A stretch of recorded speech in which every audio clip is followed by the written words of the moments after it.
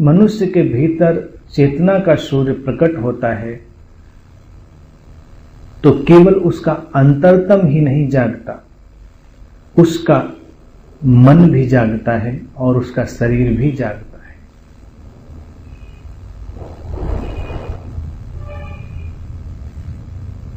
हर तल पर एक गहरी बदलाहट घट जाती है।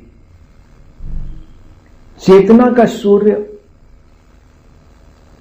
जब उसे हम समझेंगे तो हमें दिखाई देगा कि मनुष्य के भीतर चेतन और अचेतन का एक संघर्ष है। हम जितनी मात्रा में चेतन होते हैं उतनी ही मात्रा में जीवंत होते हैं, और जितनी मात्रा में हम अचेतन होते हैं उतनी ही मात्रा में कम जीवंत होते हैं। आमतौर से व्यक्ति अचेतन ही जीता है, इसीलिए उसका जीवन के किसी भी प्रवाह पर कोई नियंत्रण नहीं, कोई चुनाव नहीं, तुम बस जिए चले जा रहे हो। पौधों के जगत से लेकर पशु जगत तक कोई चुनाव नहीं है, वो बस जी रहे हैं, जैसे हैं वैसे हैं।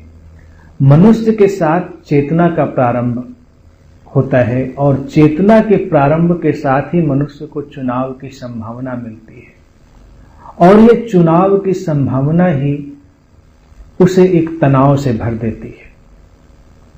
इसीलिए पौधों में कोई तनाव नहीं, पशुओं में कोई तनाव नहीं, सब आनंदित हैं।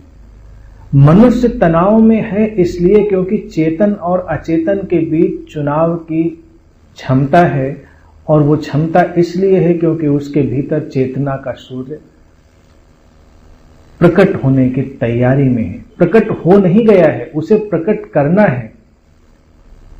जब हम उसे प्रकट करते हैं तभी पूजा प्रारंभ होती है।